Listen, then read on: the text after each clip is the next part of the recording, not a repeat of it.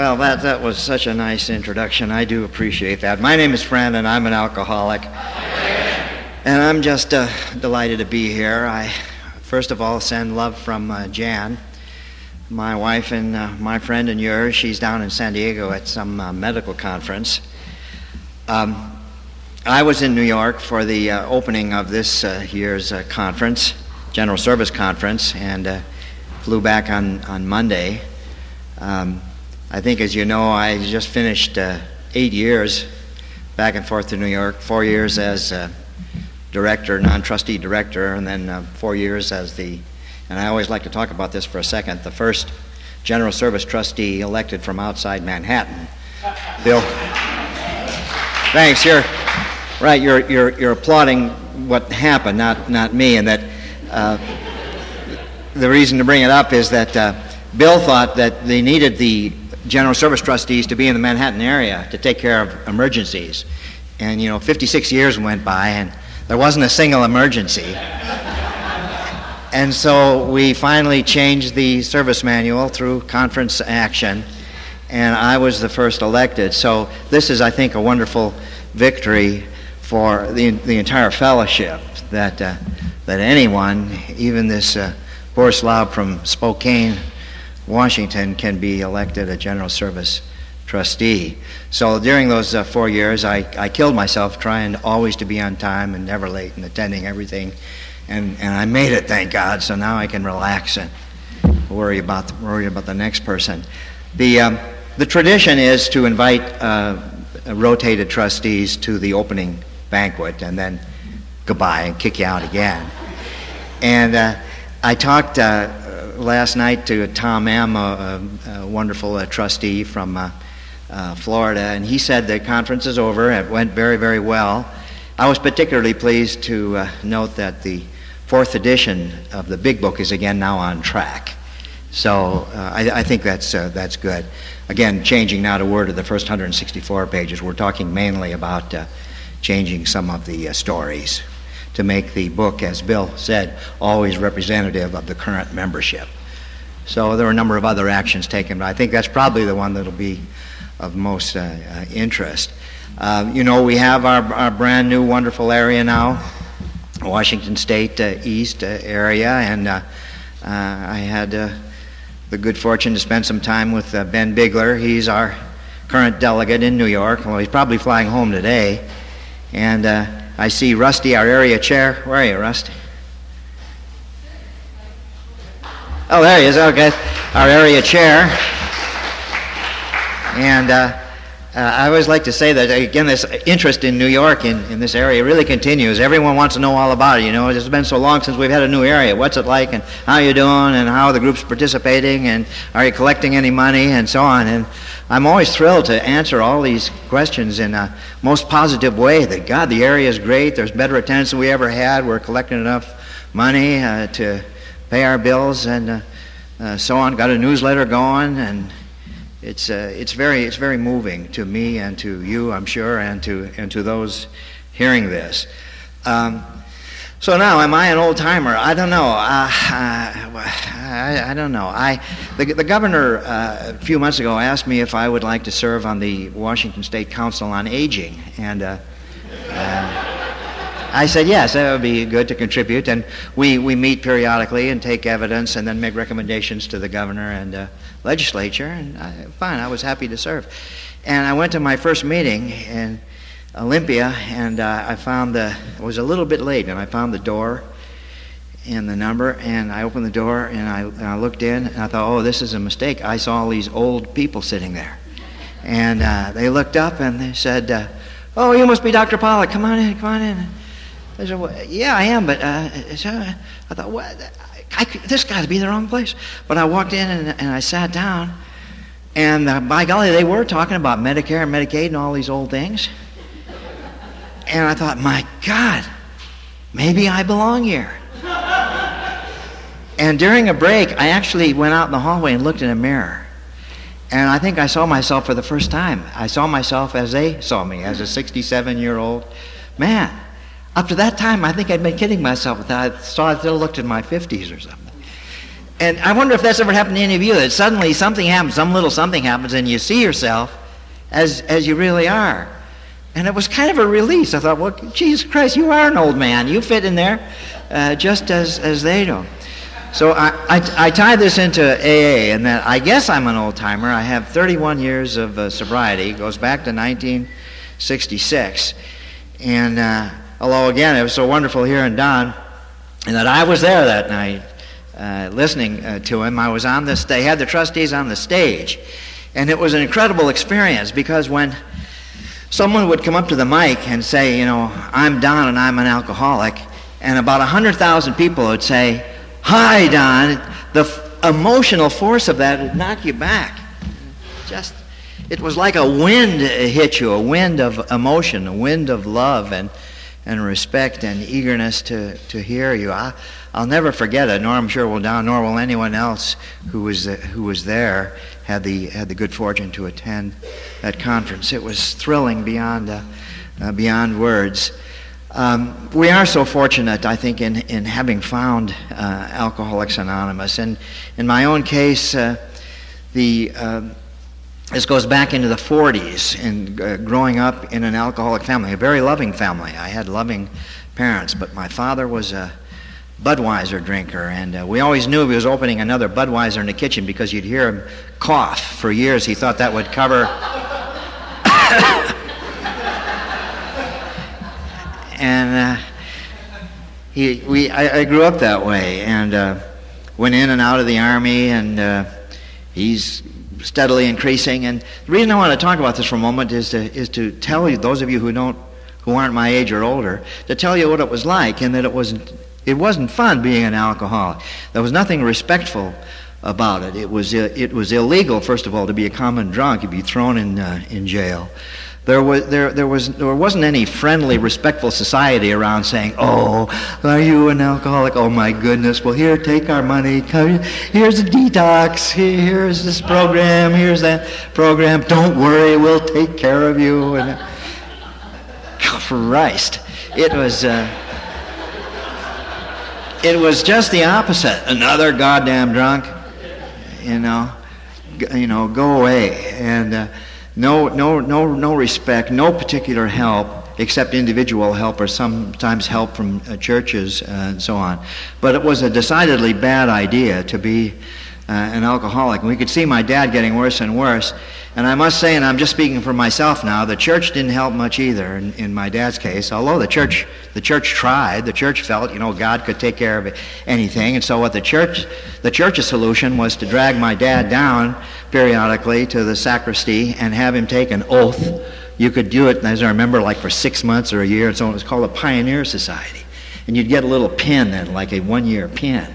And what you did was promise to ask God every day to keep you sober and so on. And my dad, who was a very wonderful, loving man, and he would do that, 6 months at a time. Or he would take the pledge and never last more than a couple of days, as I remember. It just wasn't AA. You might say, because I still hear this all the time. I just religion's enough and so on. God bless you if it is. For me, it wasn't. It killed my dad, thinking that religion, which seems to me not designed primarily for the alcoholic, it just didn't work. You needed something else. I think that something else was AA. Unfortunately, we didn't know anything about AA. Didn't even know it existed, much less that it was available here, there, or anywhere. So I held my dad's hand as he died, all swollen, the edema that's caused by cirrhosis and when a liver shuts down. It's a horrible, horrible scene. Often the victim is conscious as his or her body just swells up to gargantuan proportions, and the organs the body begin to shut down. And I sat there holding his hand, my mother behind us as he died, and I remember her scream. I still remember it. And the reason to tell this anecdote is that night I went out and got drunk in his honor. Seemed like the appropriate thing to do, right? Drank what he drank. That was my way of saluting my father's exit. But I wasn't really an alcoholic. I could control it, and for a while there I could. I I had the great fortune to meet and marry Jan. We were drunk all our wedding day that night, drunk all the way. Going back west to California, I had a fellowship to work on my PhD in English Lit. I was on my way to becoming an English professor, which I've been for 40 years. I just retired from Gonzaga University. And the drinking increasing. Pierce, the former general manager of AA, and I are close friends, and he really got to me, read my mail, because he said that he had no trouble with drinking. His problem was coping with sobriety, and that struck me as exactly my problem. My problem, you see, is that I'm intrinsically a coward. Now, I could disguise that and say I have many fears. That's the other way. That's turning the coin over. It's the same coin. With me, I was a coward. Now, I'm not really a coward any longer, although actually in a way I am. You know the difference. The difference is that I have learned how to reach out my hand and get help to overcome the cowardice. I know and you know it's really this higher power that I'm utilizing. But someone else might look at me in the past 30 years and say, well, he has necessary courage to do what he should do. I know why. It's the higher power. I didn't have it before. I didn't have the courage to face reality. I thought I would never finish that PhD. I thought I was a failure as a husband, as a provider. I thought I was kind of stupid and not on a par with the other graduate students. I thought they were going to throw me out of the university. Just weird, strange fears, all of which produced drinking until we went to the University of Arizona for our first teaching job, and that's where the bottom fell out for me. Don was talking about getting yellow. Yeah, I was jaundiced, and I hit bottom and called AA. Why, I don't know. I really don't. It was a strange day. But I want to talk a bit about sponsorship, and that was the sponsor who came that day. His name was Paul. He's gone now many, many years, but I'm still close to his wife in Tucson. He had outfoxed me even before I met him, because he was of the same religion, so I couldn't outsmart him in that. He was a retired Army colonel, so I couldn't get him around him in that. He had been a pilot, and for some reason that was my principal lie. I always lied in bars about being a pilot. And it used to worry me until I discovered when I came into AA that there are squadrons of lying pilots in LA. So anyway, he took us to one meeting, and then this was the first day, and he gave all the literature that AA had. This was 1966, 31 years ago.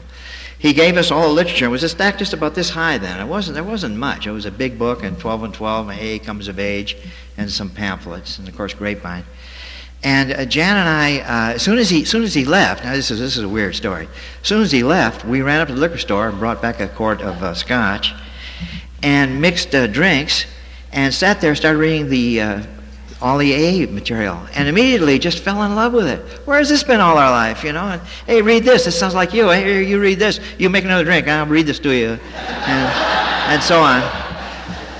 I can't tell you what happened to me that night. It totally changed my life. That one night of reading and discussing everything with Jan, and I'll tell you why. It was because I felt respected and accepted somehow by these first 100 men and women who had written the book. That was the difference.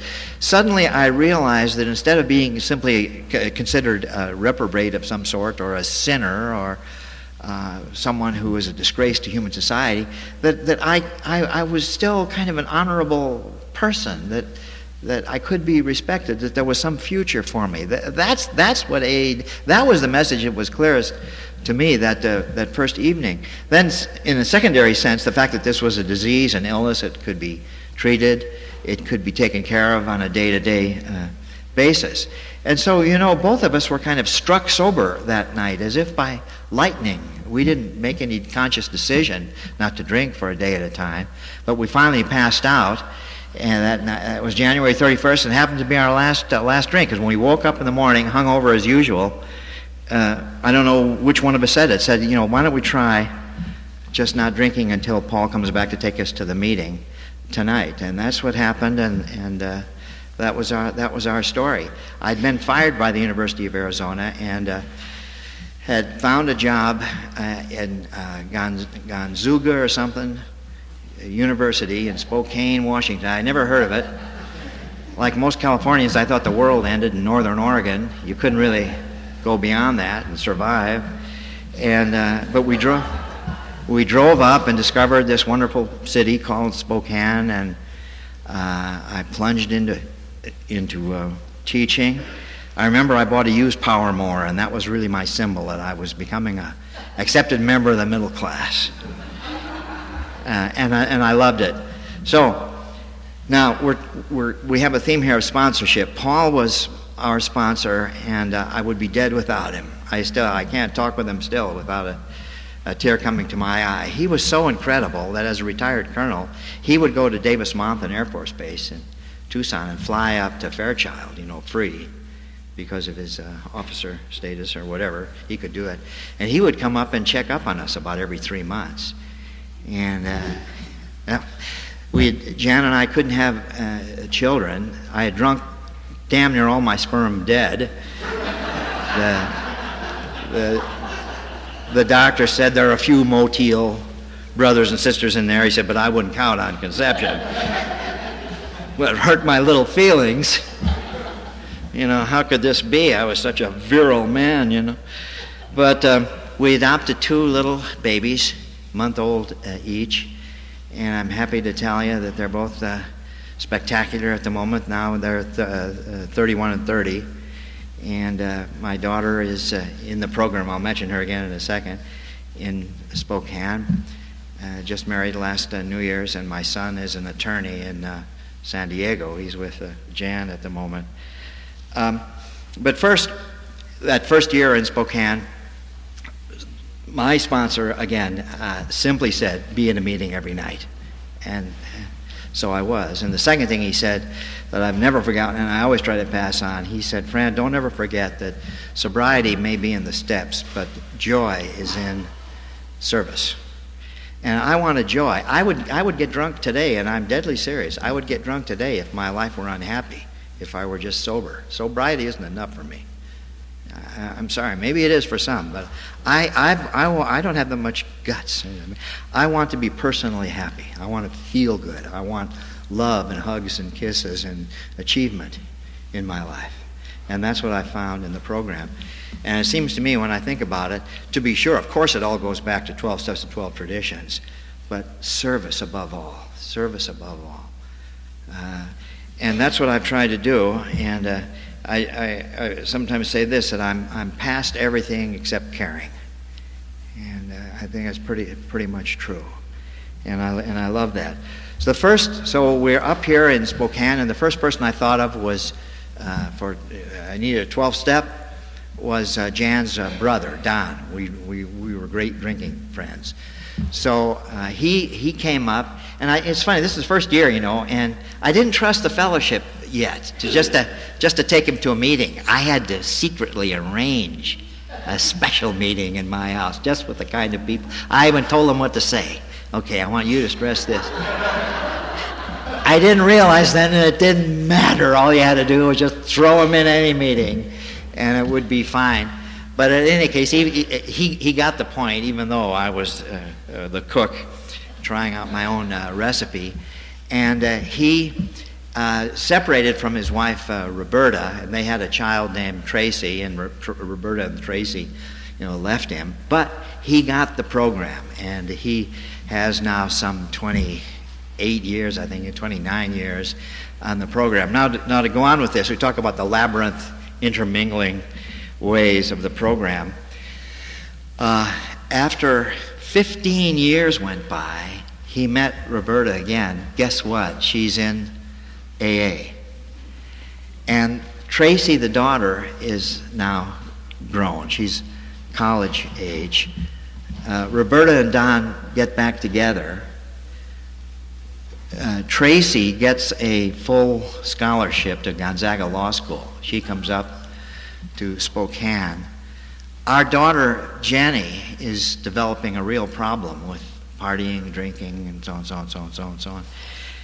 And we think we'd like to 12-step her somehow, but we can't. It's very difficult as a parent because you're in a different role, you know. Tracy ends up 12-stepping my daughter. And my daughter now has had her 4th birthday. And of course, Tracy is in the program too. That's just one little family, one little part of the family. You need a scorecard here to keep track of who's on first. Another 12-step call of note that I want to mention. I also thought of my pal from high school days, Bob W., back down in Palo Alto where I raised. We kind of learned to drink together at the famous Reno Club out at Bayshore Highway, and I felt in my bones he needed the program. He lived in Nevada City, California, near up in the Gold Rush country near Sacramento. And so he called one night. I waited till he called and really seemed to need the program, and he did. He's dead drunk and miserable, talking about suicide, so on. So I didn't say anything to him particularly. I just talked to him and hung up. And I said to Jan, I said, I'm driving down there, getting him, bringing him back up here to Spokane. We know AA up here. It's great. There can't be any better in the world. And she said, fine, why don't you go and do it? So I hopped in the car. I drove all night. I got down to California, to Nevada City the next day. I pulled up. But Nevada City really isn't that small. I don't know. It's 5 or 10,000 or something. It's a real community. And I get near Nevada City, and I think, well, geez, that was stupid of me. I don't even know where he lives. How to find him? Nothing, you know. I thought, well, I don't know. I'll worry about that later. I drive down the main street of town. I find a parking place. I'm thinking of going to look at a phone book, see about finding him. I park the car. I open the front door. I look up. Bob's walking right toward me. He was at the corner about 20 feet from me. Poor guy didn't even know what hit him. I threw him in the car. We made a few stops to talk to, guess what, people who he owed money to, right? And came up to Spokane with him. So I'm happy to tell you that he's just having, I think, the 29th birthday. In fact, he's an uncle to Frank and Jenny. Loved the program poor guy didn't have a chance. He didn't have a chance. Just last week, this is an interesting coda to this story. I had been 12-stepping a young man named Jeff up in Spokane, and he dropped out of sight, about 6 weeks ago. And I kept asking around, Jeff? And no one knew. I said, what happened to him? And I said, I was seeing him once a week or so on. No one knew. Finally, Karen up at the Allen Club said, Fran, I think he moved to Moses Lake. I said, no, well, where? And he said, well, I don't know. No one seemed to know. So I thought to myself, well, I knew what he did. He was an espresso coffee man, make those wonderful coffee drinks. And I said, I want a nice day. I'm going to just drive there. This was just last week before I went to New York. Went to New York on Saturday. So I drove there a nice day. I think it was last Tuesday or Wednesday or something like that. And again, I drove into Moses Lake, and I'm thinking, geez, I got the same problem as with Wyckoff in that this is a pretty big town. But out of the corner of my eye, just as I said that, out of the corner of my eye, I see the word Java. So, okay, that's it. I'm just going to stop at every Java place I see. I pulled into the lot and stopped, opened the car door, and Jeff standing right there, he says, Fran! He was right there, about a car length away. I couldn't believe it. So we were reunited and had a nice lunch and talked about his life and why he was in Moses Lake and what's going on. So I think it's great. A few others. I was talking the other night with Bob G., someone I sponsored, and I'm still a sponsor many years ago. This is an interesting story because I got a 12-step call one night from a wife who said, you've got to come over and talk to my husband.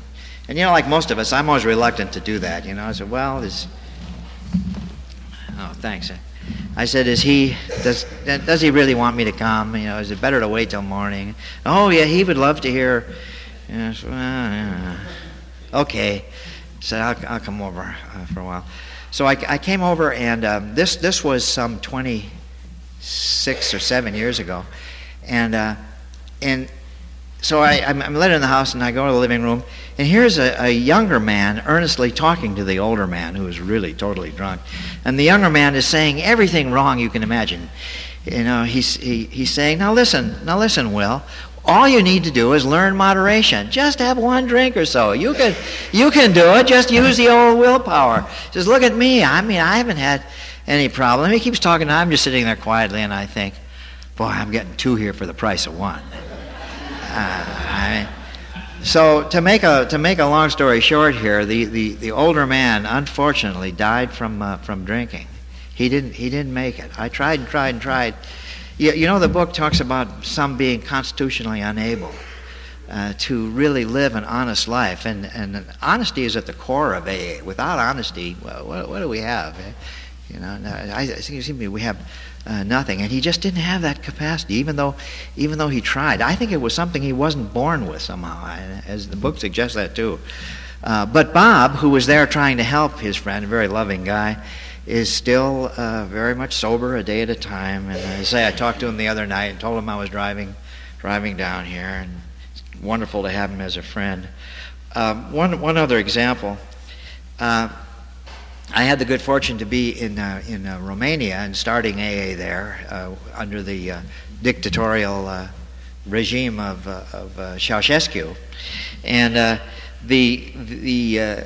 one night in my apartment, a Romanian woman came to see me, a young woman, and she just motioned to me to follow her to her apartment, and I did, and there was her mama sitting there, and we talked and talked and talked about, she didn't exactly know what, didn't know why she had even asked me to come over there. They had no idea that AA existed. I had never mentioned it.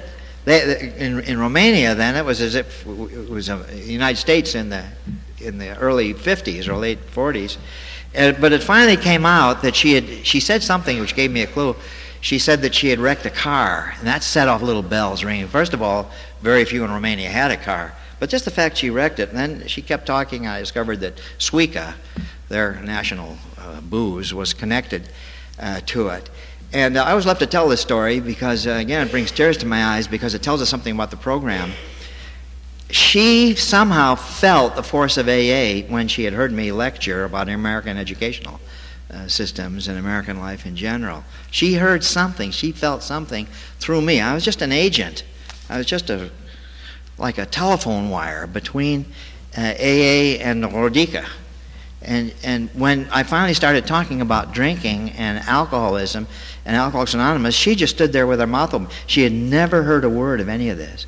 And I said, wait here, and I ran all the way back to my pad and came back with a lot of literature that I had hidden from the authorities.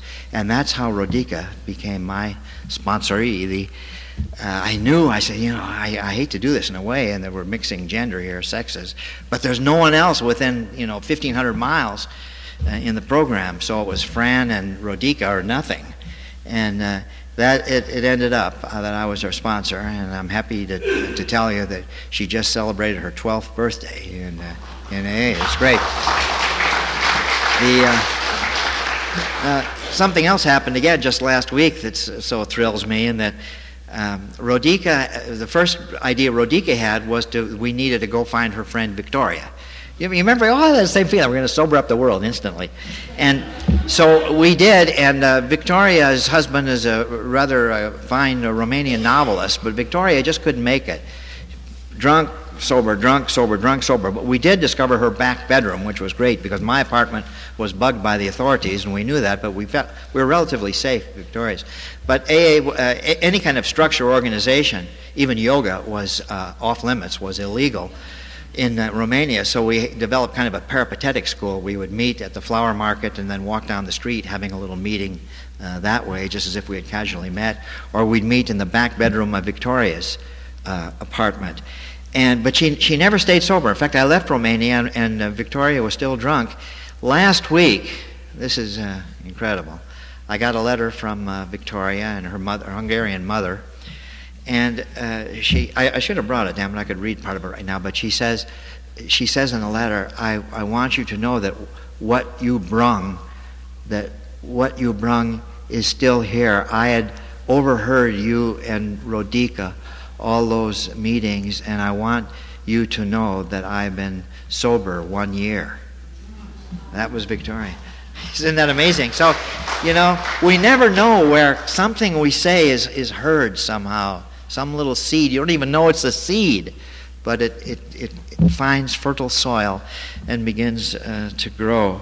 So these have just been some of my experiences. Would I have made that first year without Paul? I emphatically say no. I just wouldn't. I thought I was too smart for myself. I would have figured out some intellectual dodge, some way out of it, and I couldn't with him. He always set me back on the straight and narrow, and the same with Jan.